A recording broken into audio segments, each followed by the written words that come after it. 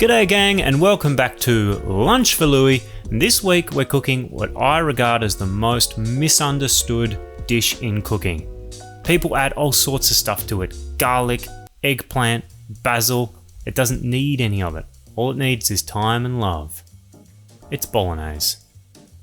Starting off with probably the most forgotten about ingredient, celery. So cut yourself about 4 or 5 decent ribs of celery. Cut your ribs down into smaller pieces.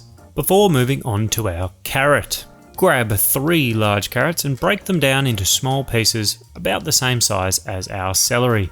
Dice yourself a large onion. It can be red or brown. I've gone with brown. Before moving on to the question of our meat. Now, bolognese uses a meat ratio of 5, 3 and 2 depending on the amount of sauce you're making. The amount I'm making conveniently works out to 500 grams of pork, 300 grams of beef and 200 grams of veal. With that all sorted into the bottom of a thick bottomed pot, come in with a healthy glug of olive oil, and once it's come up to heat, add our onions, cooking them until translucent and fragrant.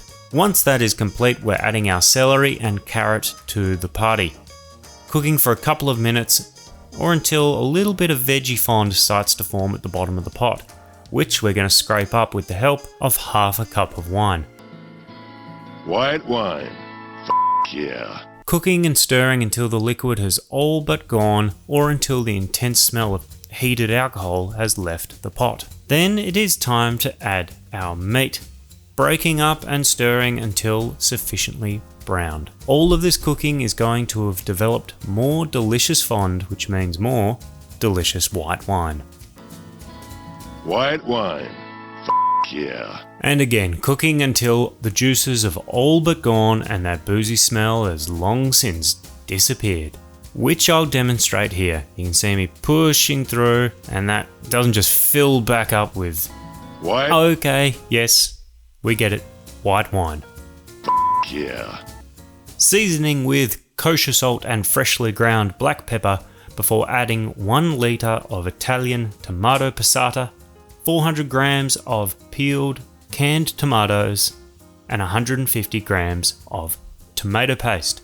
Stirring well to combine before getting our passata jar, filling it nearly all the way with water, giving it a good shake and popping it in the pot. With that all complete, this guy is off to the electric stove so I don't run out of gas because it's going to be simmering for 4 to 5 hours.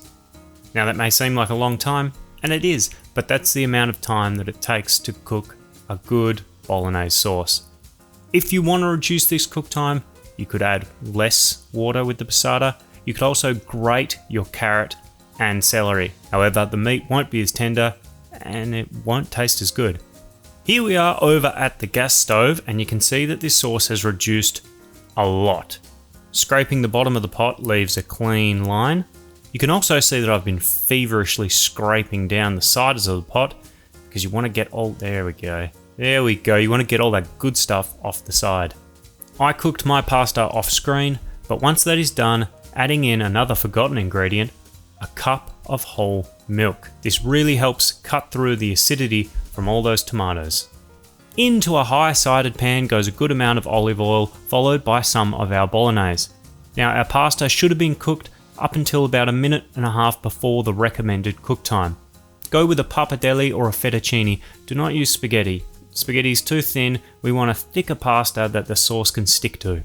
A little bit more bolognese sauce goes on top, followed by some of our pasta water. This will help the pasta carry out its remaining cooking, also helping that sauce coat every last bit of the pasta. And now it is time to plate. So in a big plate we go on with a massive portion. I remember this, it was way too much. I ate the whole thing too. Alright, big serving of pasta, followed on with some sauce. Then, if you're going to go with cheese, it has to be a good Italian Parmigiano Reggiano. Get it in on top, eat it all up. This stuff is the best. It doesn't need basil, it doesn't need oregano, it doesn't need garlic. The only thing that might help is a big tall glass of white wine. Yeah.